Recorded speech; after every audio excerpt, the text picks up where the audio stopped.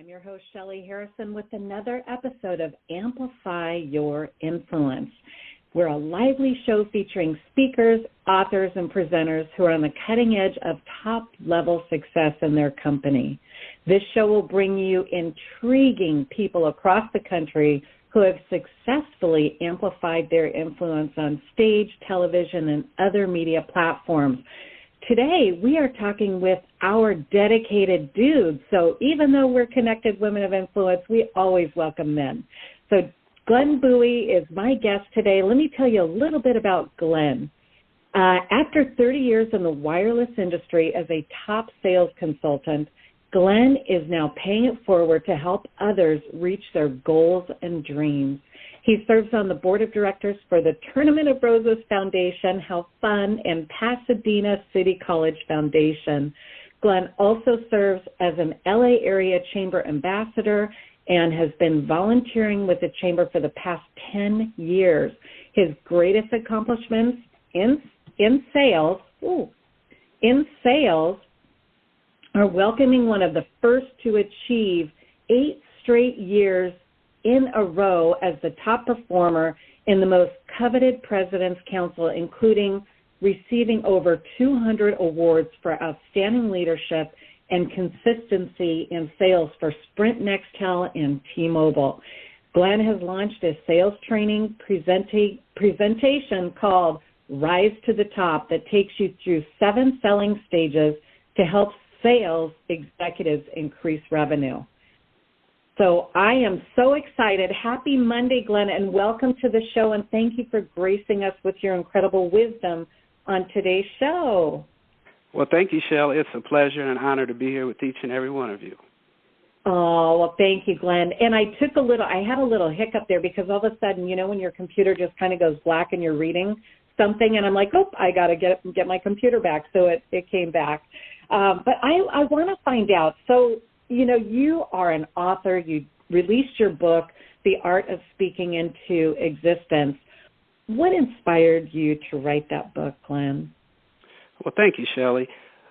Well, initially I spoke at LA Job Corps, downtown LA, and I spoke to about 5,000 kids, and I'll never forget that moment. Wow. After I was finished, one of the students walked up to me and he said, "Wow, that was a great speech, but where's your book?" And I thought, what a great idea. And so that kind of was the initial thought of I needed something to be able to have a leave behind and to be able to share my story. But the main driving force behind my book was my mother, Alice Bowie. Yeah. And, you know, how awesome, though, for you to be in front of all those, you know, 5,000 young people, and then to have someone come up, a young person, and kind of put that, you know, that idea or that visualization, you know, bring that to your attention. And the fact that your mother is the inspiration behind your book, tell us about that.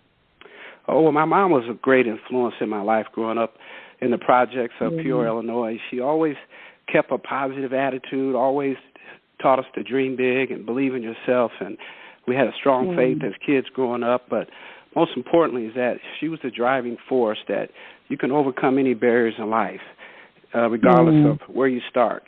And, you know, she always had that belief system to always strive to be the best person that you can be. And she was a big inspiration in my life. Wow. Well, I did read your book, and, I mean, I was just pierced to it. I couldn't even put it down because all I kept thinking of is your childhood and how you just really persevered, you know, from the projects to, you know, just where you are today. And I know that you have the foreword that is in your book written by Emmy Award winner Blair Underwood. How did that happen? Well, I tell you, Blair, I've known Blair for over 25 years, and we initially met when I was in the paging industry, way before there was even cell phones. Oh gosh, pagers. I managed his account at LA Law over at 20th Century Fox Studios. So that was our initial meeting. And then, you know, fast forward 10 or 15 years later, Motorola had put me on the cover of a magazine called Who the Hollywood Stars Turn to for Communications. And it circulated in Hollywood, and he saw it and reached out and said, hey, can you come by? Let's talk. And then I ended up introducing him to Nextel.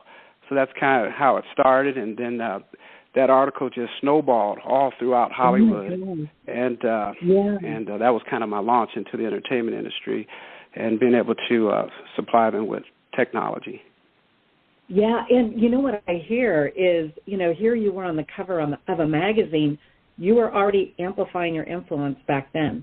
So you made a name for yourself in the industry, and how exciting that Blair wrote your foreword. I mean, what did you think when, after gosh, I have it, I have his foreword. What was going through your mind? Well, I tell you, he's well respected, a great friend.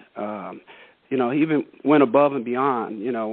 When my mom needed a caregiver, he even recommended someone in his family to even watch my mom for me. That's the kind of person that he is. And it was just mind blowing that I asked him to do it, and he was so excited to be a part of this project.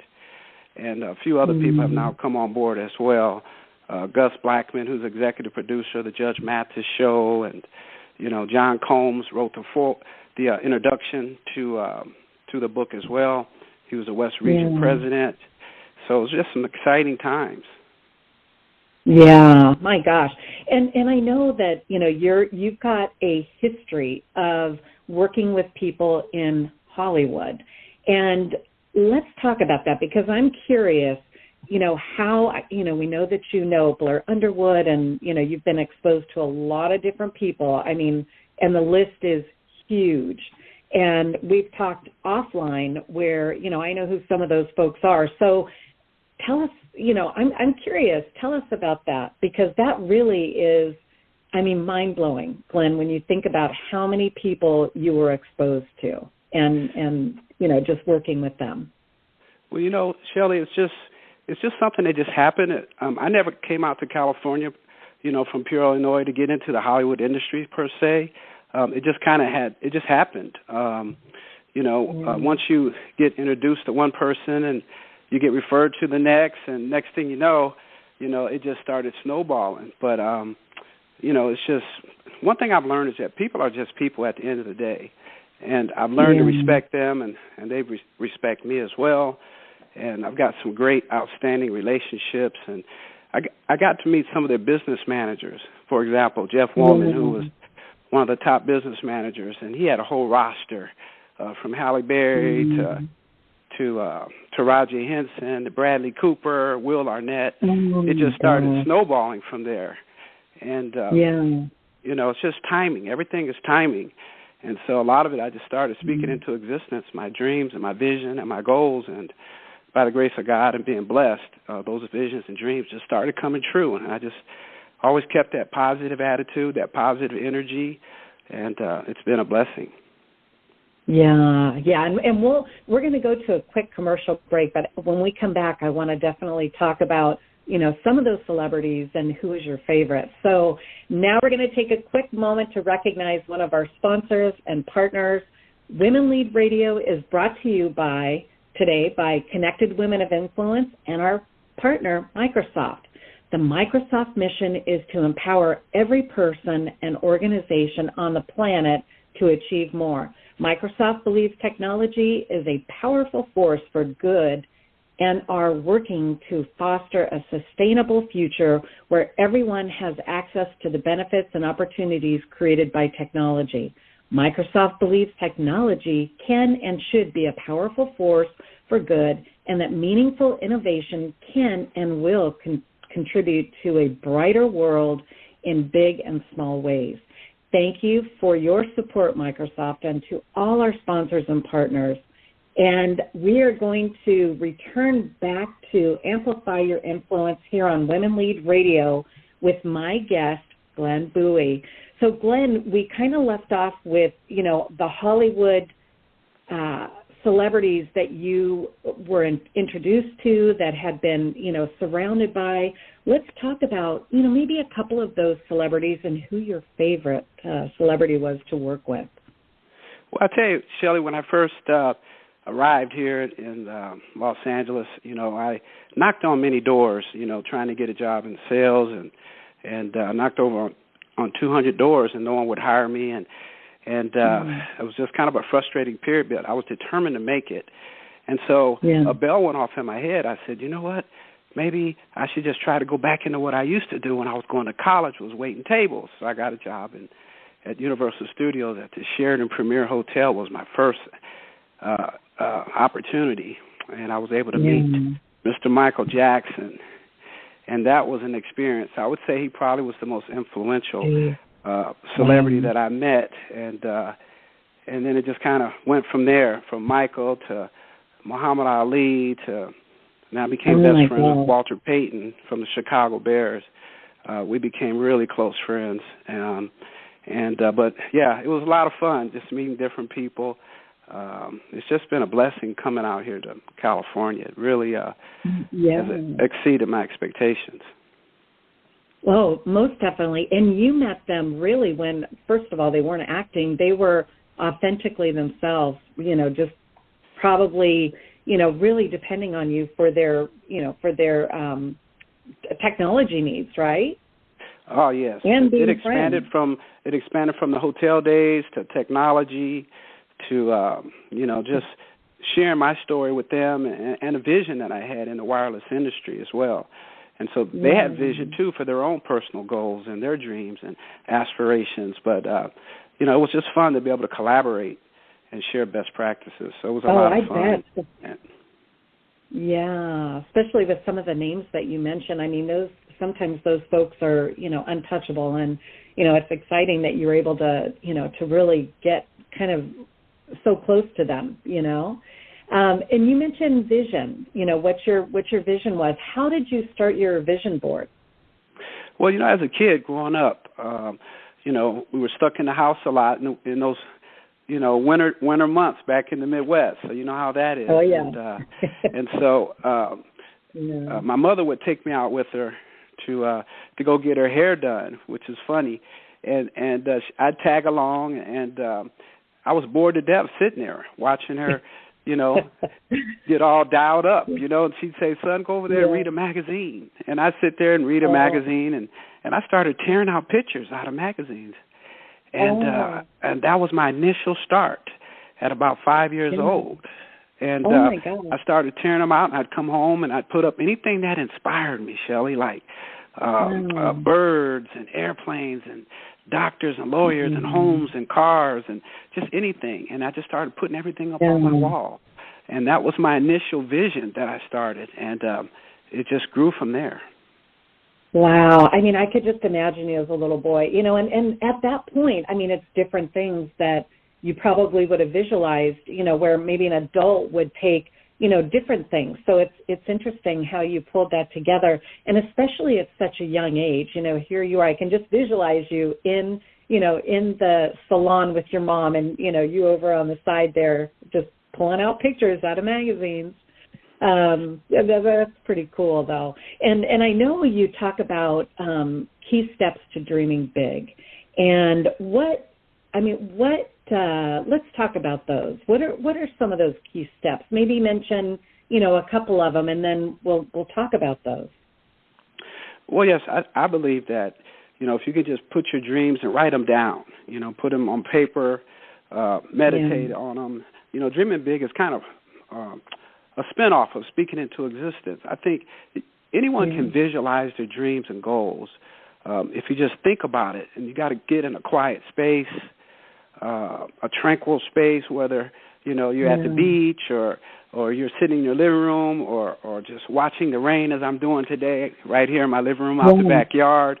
Just look for that quietness, where you can kind of do a deep dive inside yourself. That what is it that really makes you want to be the best that you can be as a person and be happy? What makes you happy? What's the passions that you have? What are the things that you can do, not just to make a difference with your own self, but what you can do to make a difference in the life of someone else? Because when you can take the focus off yourself, that will create a vision and a dream for you to to want to help it manifest a positive inspiration that you can make a difference in the life of someone else is really what life is really all about. Wow, I really love that because I could just visualize sitting down. So really it starts with, just being in that quiet space and then having, pad and paper, or you can even probably put it on your phone. But dreaming big, I think some people don't take the time. They're always busy and in a hustle bustle, trying to get from, one place to another, one project to another, but they don't take the time to dream big. So how do you think people could take that time or make it important to be able to do this kind of work? Well, I'll tell you, just make it a priority. I think set some time aside is what I do each and every day. Before I even start my day, I sit, maybe 10 to 15 minutes and just sit quietly before the TV comes on, before I reach for my cell phone, before the music comes on, and just sit back and think about what I can do. And then after that, I always believe that no matter what, sometimes in life as you pursue your goals and your dreams and your vision, you may fall down. And I've done that before. But, as you go through life, sometimes you're going to have hurdles and obstacles that sometimes, may get you off the path or you may trip and fall. But most importantly is to get back up and just keep running the race of life and just never give up and just believe in yourself that you can make it. And I think it's so critical. And surround yourself with people that are like-minded, that see your vision, that see your goals and your dreams, and share that with them. But it's real important. But when you share it, you just have to share it with someone who has vision as well and is supportive of what you're trying to do as well. So it's critical. Yeah, that is so insightful and just so, I'm motivated just by listening to you. Where as soon as we're off this interview, I definitely want to just sit down and start thinking of, dreaming big, because I typically write down my goals and, like you were saying, it's just so important to make that a priority. And thank you, because hopefully our listeners will take the time to do that, because dreaming big can really result in, some wonderful things that can help other people and also help ourselves. And go ahead. I was just saying, without a doubt. Yeah, without a doubt, Shelley. I think about, how I started out and where I am today and where I see myself in the future. And you have to set, and it all starts with goal setting, to set those goals and just, never give up on your goals and your vision and your plan. And that's been the biggest blessing that I've been able to accomplish, is just reaching those goals. Yeah. Well, and I know, speaking of goals, you have become one of the top sales producers in the country over 3 decades with over 200 awards. So, speaking about motivation and focus and goal setting, how do you do that? Well, thanks, Shelley. I tell you, just one at a time. It's something that simple. Because I look back at my life and I think about all the people that have helped me along the way. Honestly, I can't sit here and say I did it by myself. I've learned to build a team around me that could help me, that could assist me, whether it was someone in customer service, whether it was someone in finance or a manager who gave me a little tip. I realized and I focused on my strengths. I focused on the things that I knew that I could do well.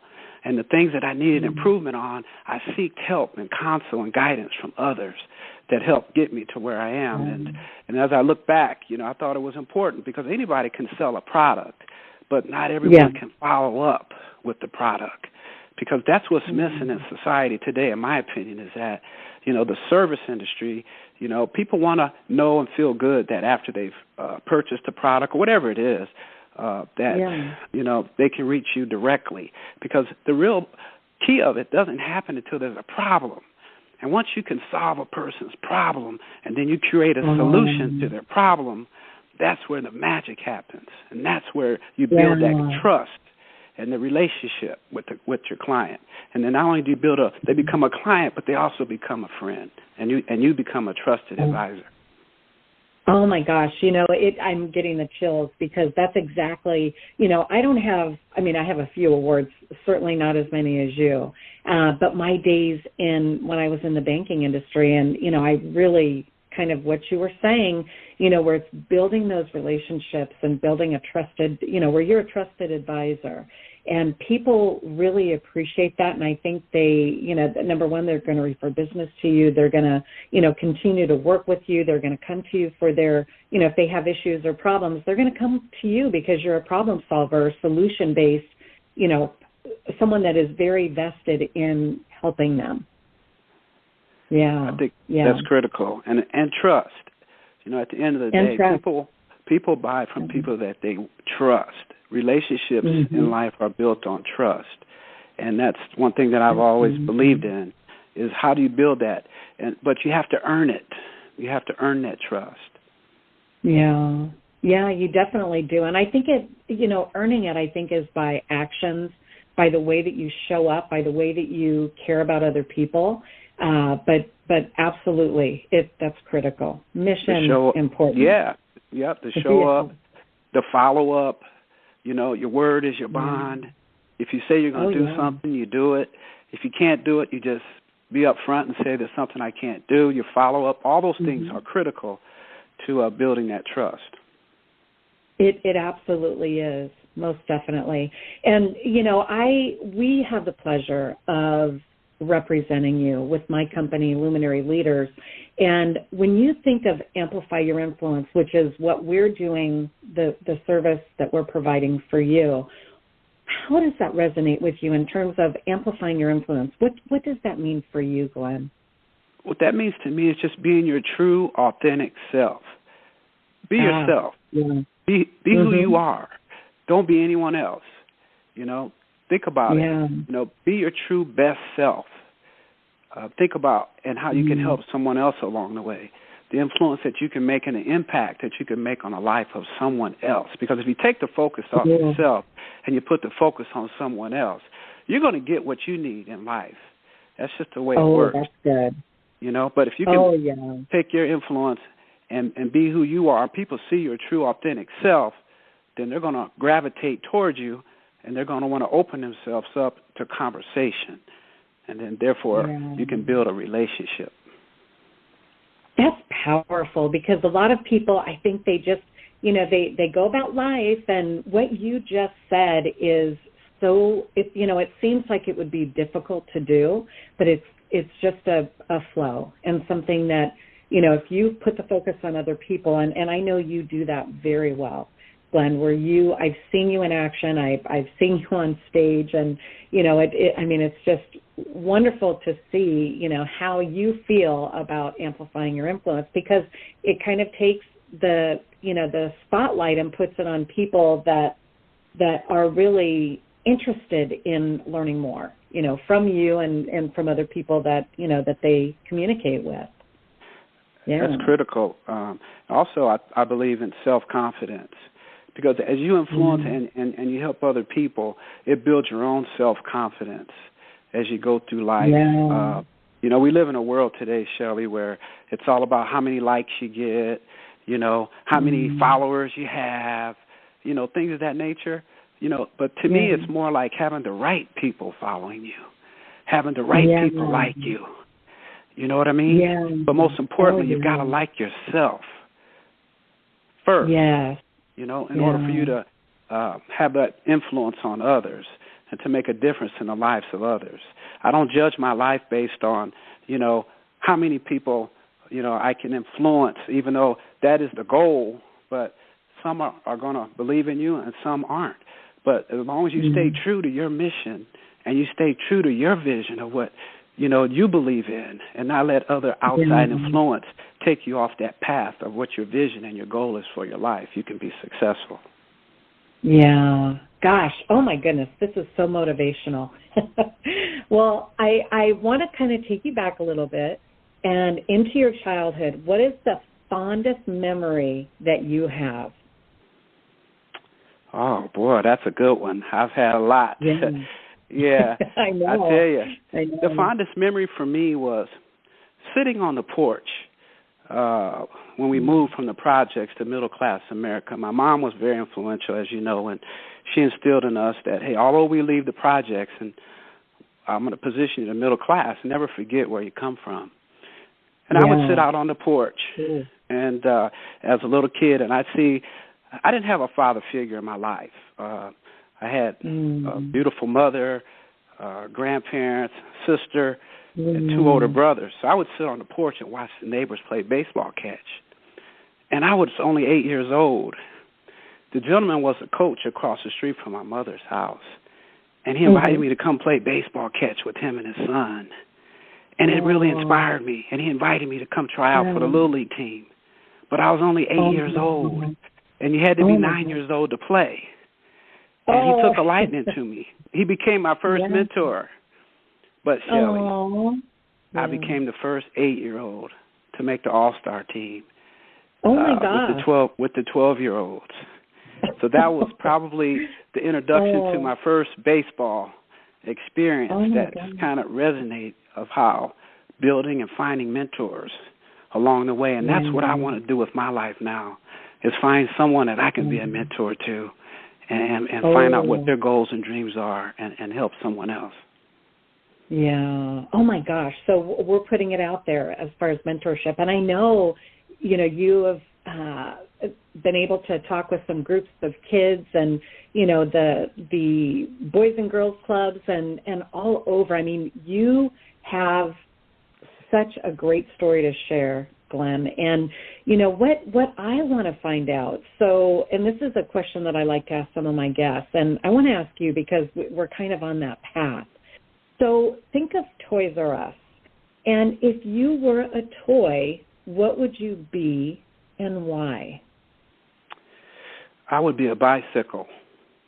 A bicycle? Oh, yeah. That's interesting. Okay. Yeah. I would want to be a bicycle because as a kid growing up, I had a bicycle. And that bicycle wasn't the fastest bike compared to the bikes that my friends had. But I ended up winning the race because it's not how fast you start life. It's not how fast you get out the blocks. It's how you finish. And although my bike was the slowest bike on the block, at the end of the race, I would win because my bike could outcoast the rest of the bikes. So I knew that life is not about the short vision for yourself. I knew that life is about long term. I knew that relationships I looked at everything as a long term.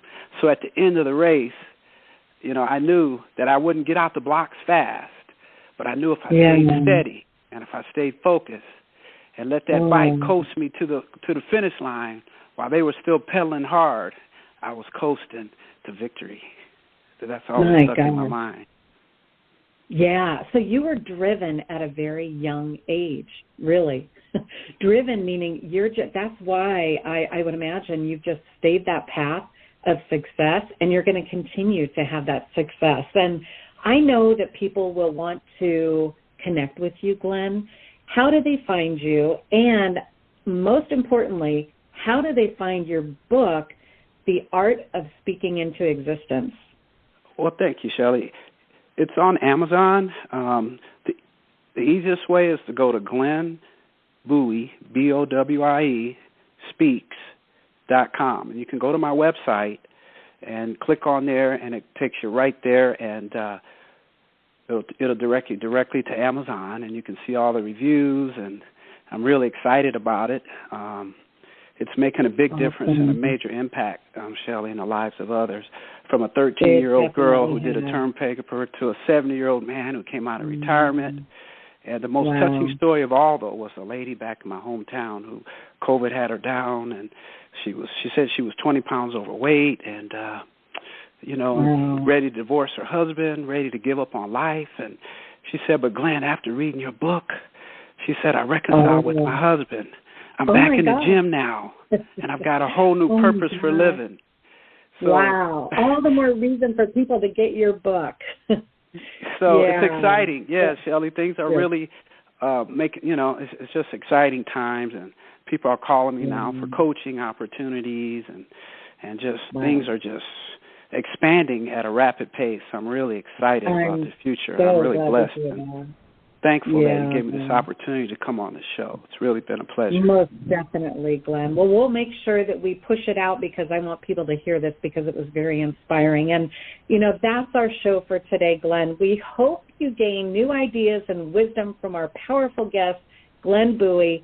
Thank you, Glenn, for being our dedicated dude today on Women Lead Radio on Amplify Your Influence. And a special thanks to all of our listeners in the U.S. and our international listeners and followers, too.